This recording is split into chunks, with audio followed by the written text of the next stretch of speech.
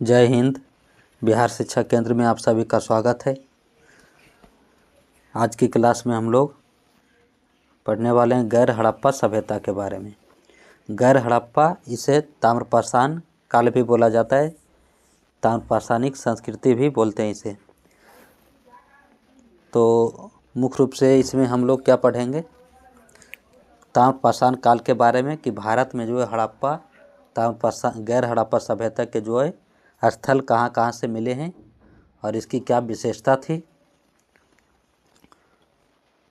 और आप सभी से अनुरोध है, यदि आप हमारे चैनल पर नए हैं तो चैनल को सब्सक्राइब ज़रूर करें, लाइक शेयर ज़रूर करें। तो आइए समझते हैं गैर हड़प्पा सभ्यता के बारे में। तो भारत में इसका आर्थिक स्वरूप क्या था। सबसे पहले देखते हैं कि हड़प्पा सभ्यता, हड़प्पा सभ्यता का विस्तार जो कहाँ था, तो पश्चिम उत्तर यानी कि पश्चिम की तरफ भारत और पश्चिमी भारत में था। पश्चिम उत्तर, इस तरह से देखिए, पश्चिम उत्तर और पश्चिम भारत में था इसका विस्तार। किसका? हड़प्पा सभ्यता का, जो कि पहले पढ़ चुके हैं। तो हड़प्पा सभ्यता का विस्तार जो कहाँ देखा गया, पश्चिमोत्तर भारत और पश्चिमी भारत में था।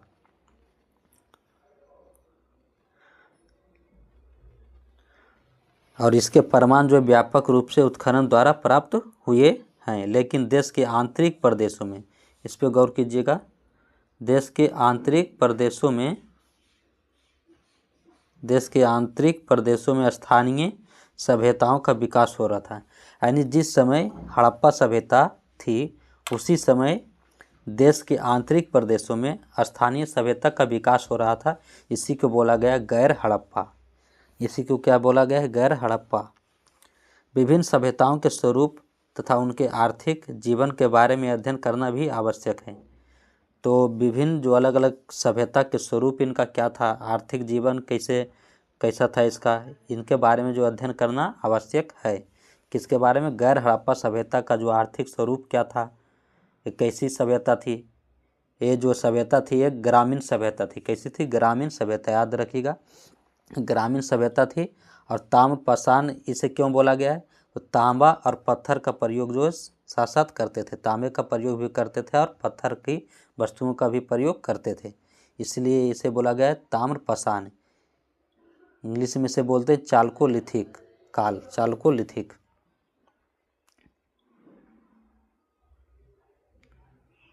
तो आइए आगे बढ़ते हैं। तो सबसे पहला स्थल देखते हैं, ताम्रपाषाण काल के पहला स्थल है मालवा क्षेत्र। कौन सा है? मालवा।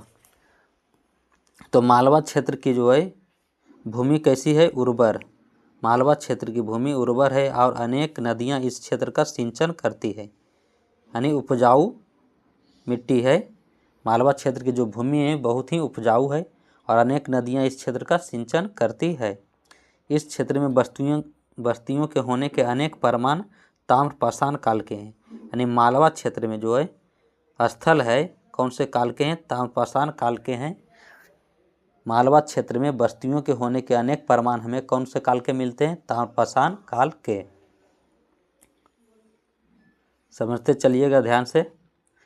देखिए, इस क्षेत्र के 3 क्षेत्रों, कायथा, याद रखिएगा, मालवा क्षेत्र में 3 स्थल, कायथा क्षेत्र, एरन और नौदा टोली में उत्खनन हुआ है। कहाँ कहाँ उत्खनन हुआ है? कायथा, एरन और नौदा टोली में उत्खनन हुआ है, जिससे इस क्षेत्र की संस्कृति को जाना जा सकता है। यानी कायथा में उत्खनन किया गया है, एरन और नौदा टोली में उत्खनन किया गया है, जिससे इस संस्कृति को जान सकते हैं। किस संस्कृति को? तो मालवा संस्कृति को। यानी इसे हम कहाँ से जान सकते हैं? तो उत्खनन के द्वारा। कहाँ कहाँ उत्खनन हुआ है? तो कायथा में हुआ है, एरन और नौदा टोली में उत्खनन हुआ है। ये कौन से स्थल है? मालवा संस्कृति के स्थल हैं। तो कायथा, एरन और नौदा टोली में उत्खनन हुआ है, जिससे इस क्षेत्र की संस्कृति को जाना जा सकता है। कायथा में जो पहले चरण में उत्खनन किया गया, पहले चरण को क्या बोला गया है? कायथा संस्कृति, याद रखिएगा। कायथा के पहले चरण को बोला गया कायथा संस्कृति। और यहाँ जो है चाक निर्मित मृदभांड, यानी चाक निर्मित मिट्टी के बर्तन, तांबे की कुल्हाड़ियाँ, पाषाण के सूक्ष्म उपकरण, गोमेद, सेलखड़ी के मनके प्राप्त हुए हैं। यानी कायथा से जो है हमें क्या क्या चीज़ प्राप्त हुआ है, चाक निर्मित मृदभांड, तांबे की कुल्हाड़ियाँ, पाषाण के उपकरण, सेलखड़ी के मनके प्राप्त हुए हैं। और इसका काल जो है कब से कब तक माना गया है, तो 2200 से 2000 ईसा पूर्व तक निर्धारित किया गया है। 2200 से 2000 ईसा पूर्व निर्धारित किया गया है। कायथा के दूसरे चरण को क्या बोला गया, आहार संस्कृति। यानी दूसरे चरण, कायथा के दूसरे चरण पर किसका प्रभाव देखने को मिलता है, आहार संस्कृति का प्रभाव दिखाई पड़ता है। तो कायथा के पहले चरण को कायथा संस्कृति और दूसरे चरण में आहार संस्कृति का प्रभाव दृष्टिगोचर होता है। और तीसरे चरण में मालवा ताम्रपाषाण संस्कृति जो नौदा टोली में जानी जाती है का प्रभाव दृष्टिगोचर होता है। यानी यहाँ के जो तीसरे चरण है, कायथा के तीसरे चरण में मालवा ताम्रपाषाण संस्कृति जो नौदा टोली में जानी जाती है उसका प्रभाव यहाँ दिखाई पड़ता है तीसरे चरण में। तो देखिए एक बार फिर से,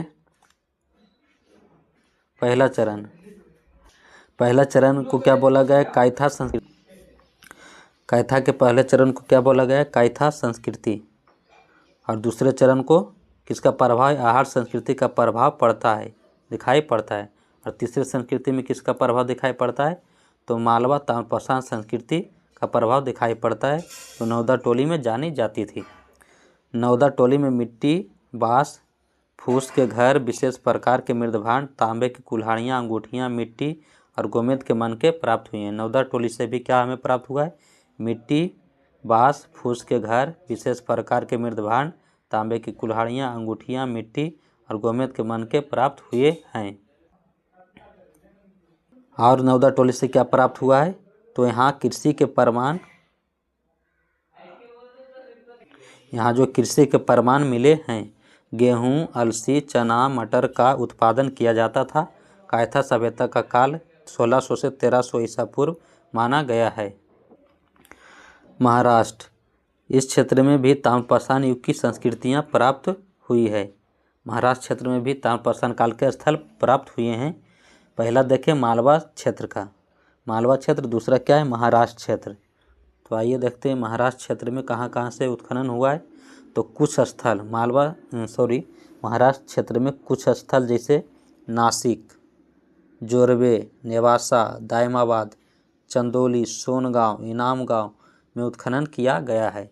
लेकिन सबसे ज़्यादा महत्वपूर्ण जो है क्या है, दायमाबाद का उत्खनन की दृष्टि से सबसे महत्वपूर्ण दायमाबाद है। विद्वानों के अनुसार दायमाबाद के 3 कालखंडों में क्रमशः परवर्ती हड़प्पा, आहाड़ और मालवा संस्कृति का प्रभाव दिखाई पड़ता है। यानी विद्वानों के अनुसार देखा जाए दायमाबाद के 3 कालखंडों में किसका प्रभाव दिखाई पड़ता है, पहले कालखंड में परवर्ती हड़प्पा, फिर दूसरा में आहाड़, फिर तीसरा में मालवा संस्कृति का प्रभाव जो दिखाई पड़ता है। तो महाराष्ट्र में ताम्रपाषाणी का स्थल यदि आपसे पूछा जाए तो क्या बताइएगा, नासिक, जोरवे, नेवासा, दायमाबाद, चंदौली, सोनगांव, इनामगांव में उत्खनन किया गया, ये सब स्थल हैं। और उत्खनन के दृष्टि से सबसे ज़्यादा महत्वपूर्ण कौन सा है, तो दायमाबाद। यहाँ पे 3 कालखंड देखने को मिलता है। यानी 3 पहले कालखंड को क्या, परवर्ती हड़प्पा, दूसरा आहाड़ और तीसरा मालवा संस्कृति का प्रभाव दिखाई पड़ता है इस पर। चौथे कालखंड जोरवे संस्कृति का प्रभाव दृष्टिगोचर होता है। चौथे कालखंड एक कालखंड और है, चौथे कालखंड में जो है जोरवे संस्कृति का प्रभाव दिखाई पड़ता है। और यह महाराष्ट्र की विशिष्ट संस्कृति है। यह क्या है, महाराष्ट्र की विशिष्ट संस्कृति है। महाराष्ट्र की इन संस्कृतियों का काल 1400 से 1000 ईसा पूर्व माना गया है। इस सभ्यता का आर्थिक पक्ष कृषि पर निर्भर था। यानी इस सभ्यता जो देख रहे हैं ताम्रपाषाणिक काल या गैर हड़प्पा, इसका जो आर्थिक पक्ष था किस पे था, कृषि पर ही निर्भर था। मकान मिट्टी, लकड़ी, फूस के बनाए गए थे। विशिष्ट मृदभांड की परंपरा प्रचलन में थी। यानी महाराष्ट्र में देखा जाए तो विशिष्ट मृदभांड की परंपरा प्रचलन में थी और कृषि पे आधारित अर्थव्यवस्था जो थी, अर्थव्यवस्था किस पे आधारित थी, कृषि आधारित अर्थव्यवस्था थी। मकान जो बनाए जाते थे मिट्टी, लकड़ी, फूस के बनाए जाते थे। पाषाण के छोटे उपकरण बनाए जाते थे, यानी तांबे का भी प्रयोग हो रहा है और पत्थर का भी प्रयोग हो रहा है साथ साथ। तो पाषाण के छोटे उपकरण बनाए जाते थे, तांबे की चूड़ियाँ, मनके, कुल्हाड़ियाँ, सलाइयाँ बनाई जाती थी। कृषि के अंतर्गत गेहूँ, मसूर, मटर, चावल का उत्पादन किया जाता था। मात्र देवी की अनेक मूर्तियाँ प्राप्त हुई है यहाँ से। देखिए एक बार फिर से समझ लीजिए। देखिए अब ध्यानपूर्वक समझिएगा। सबसे पहले बात करते हैं हड़प्पा सभ्यता जो विस्तार था कहाँ था, तो पश्चिमोत्तर भारत और पश्चिम भारत में था, जो कि पहले हम लोग पढ़ चुके हैं। तो हड़प्पा सभ्यता का विस्तार कहाँ था, पश्चिमोत्तर भारत और पश्चिमी भारत में था। लेकिन इसी समय इसके साथ साथ ही एक आंतरिक क्षेत्र में स्थानीय सभ्यता का विकास हो रहा था। उससे ही बोला गया गैर हड़प्पा, या इसे बोला गया ताम्रपाषाणिक काल के हैं। जो कौन से काल के हैं, ताम्रपाषाण काल के हैं।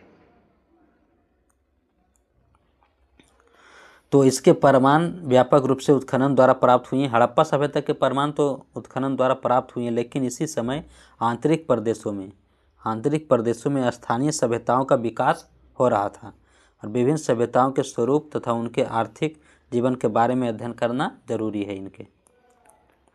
तो सबसे पहला क्षेत्र देखते हैं मालवा संस्कृति। मालवा क्षेत्र की जो भूमि थी बहुत ही उर्वर थी, यानी उपजाऊ, और अनेक नदियाँ इस क्षेत्र का सिंचन करती है।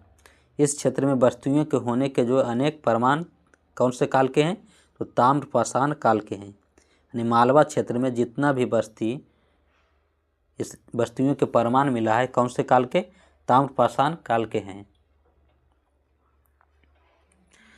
और इस क्षेत्र के मालवा क्षेत्र में 3 क्षेत्रों यानी कायथा, एरन और नौदा टोली में उत्खनन हुआ है, जिससे इस क्षेत्र की संस्कृति को जाना जा सकता है। तो कायथा के पहले चरण को क्या नाम दिया गया है, कायथा संस्कृति। यहाँ जो चाक निर्मित मृदभांड, तांबे की कुल्हाड़ियाँ, पाषाण के सूक्ष्म उपकरण, गोमेद, सेलखड़ी के मनके प्राप्त हुए हैं। इसका काल जो 2200 से 2000 ईसा पूर्व निर्धारित किया गया है।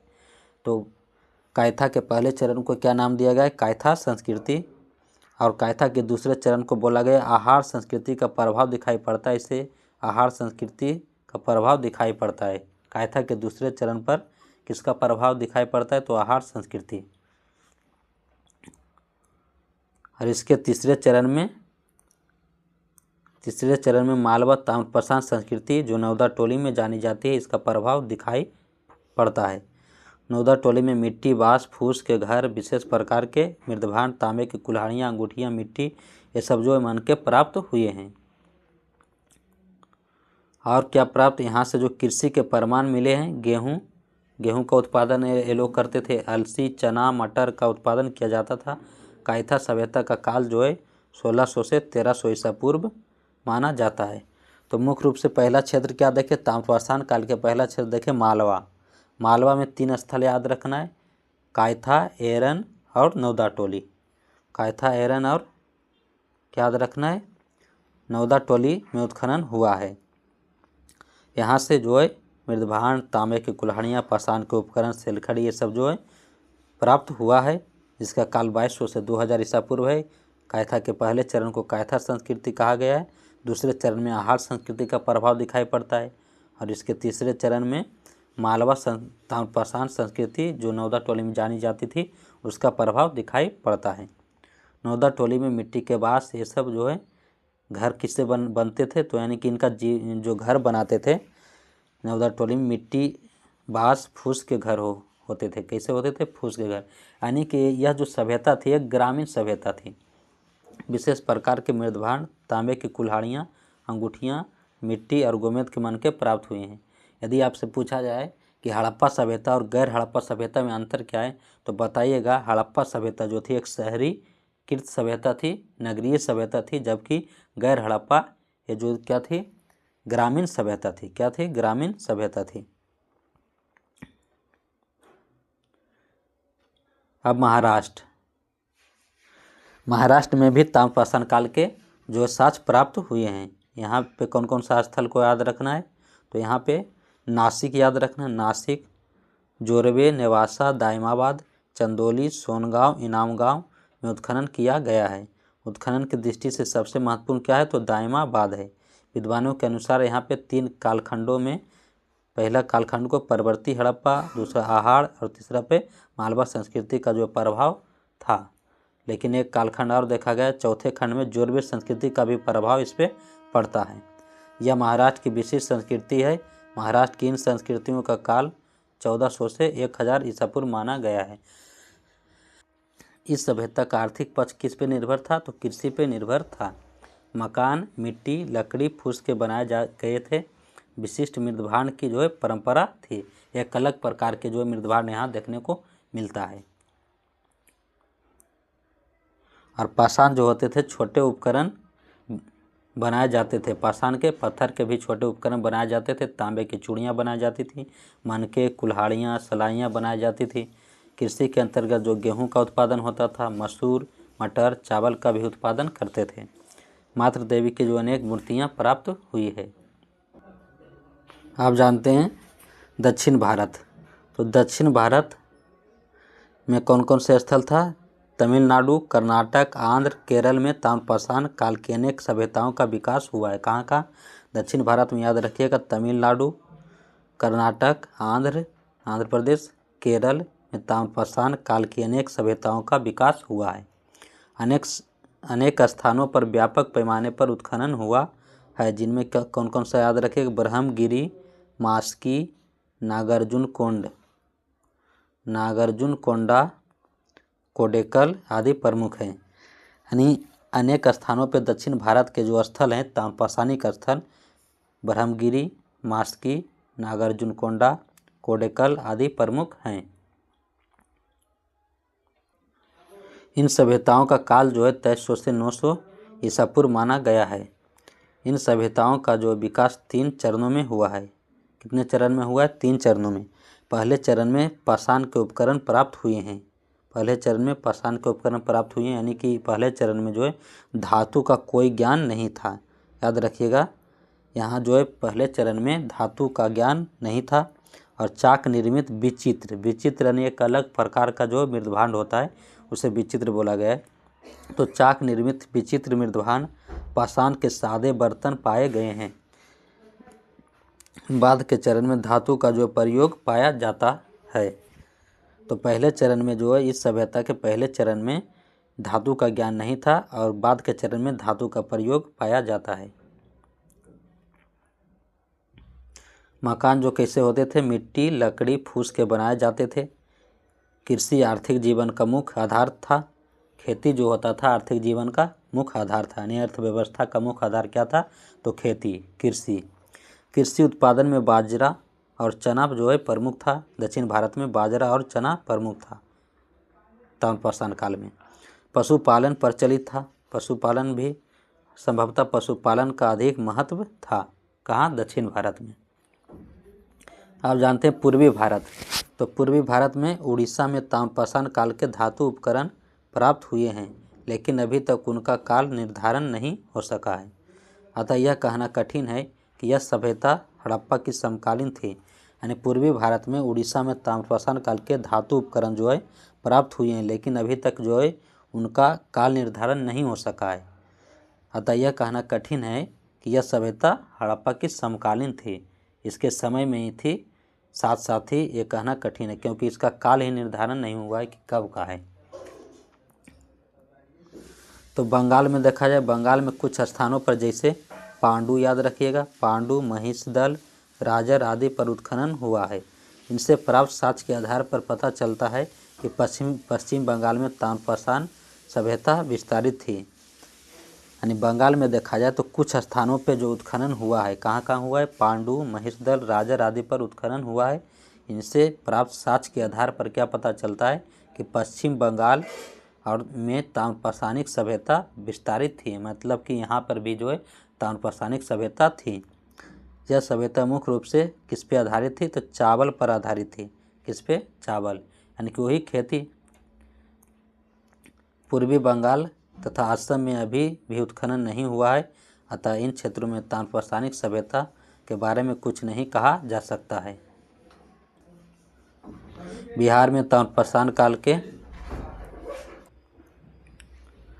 बिहार में ताम्रपाषाण काल के जो है स्थल कौन सा है? चिरांद और सोनपुर में प्राप्त हुए हैं, जहाँ उत्खनन हुआ है, यानी चिरांद और सोनपुर में उत्खनन हुआ है। तो बिहार में यदि आपसे पूछा जाए कि ताम्रपाषाणिक स्थल बताइए तो चिरांद और सोनपुर यहाँ पे उत्खनन हुआ है। यहाँ जो अस्थि यानी हड्डी, पाषाण यानी पत्थर और तांबे के उपकरण मिले हैं। 3, एक अस्थि, पाषाण और तांबे तीनों के जो उपकरण प्राप्त होते हैं यहाँ मिले हैं, तथा कृषि का साक्ष्य भी प्राप्त हुआ है। तो इस तरह से आज का जो अध्याय समाप्त होता है। एक बार जल्दी से देखिए थोड़ा सा।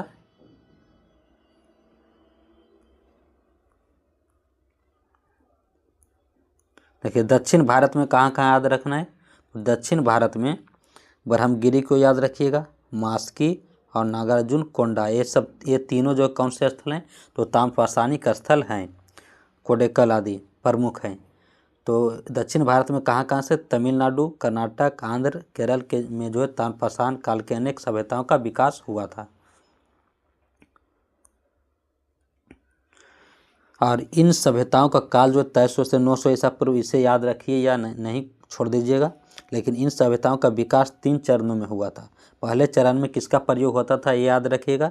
पहले चरण में जो है पाषाण के उपकरण का प्रयोग होता था, यानी धातु का कोई ज्ञान नहीं था इसके पहले चरण में। लेकिन बाद के चरण में देखा जाए तो धातु का प्रयोग होता था। और यहाँ पे जो चाक निर्मित विचित्र मृदभांड, पाषाण के सादे बर्तन पाए गए हैं। मकान जो होते थे मिट्टी, लकड़ी, फूस के बनाए जाते थे। कृषि जो थी आर्थिक जीवन का मुख्य आधार था, यानी खेती आर्थिक जीवन का क्या था? मुख्य आधार था।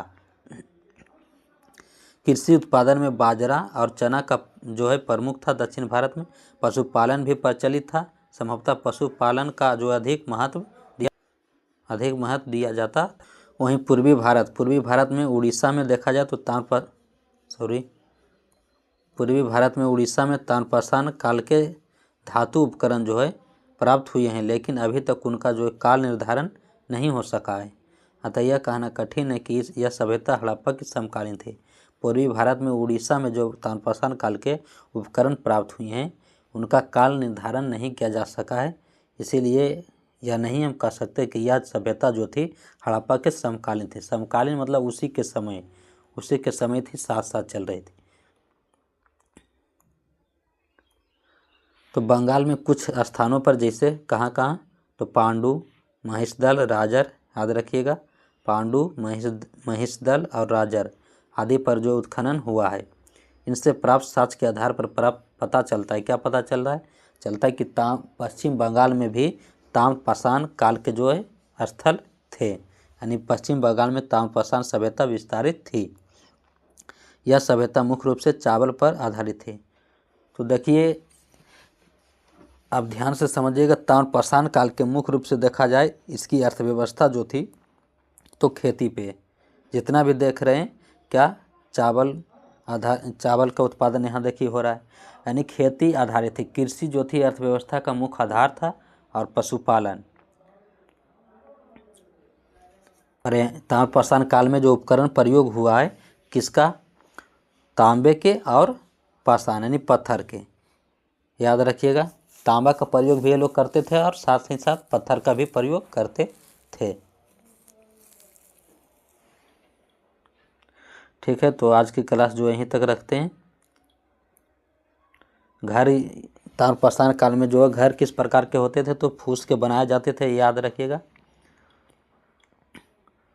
और यदि आप सभी को क्लास अच्छा लगता है तो लाइक शेयर जरूर करें और कमेंट बॉक्स में अपना फीडबैक ज़रूर दें। ठीक है दोस्तों, धन्यवाद।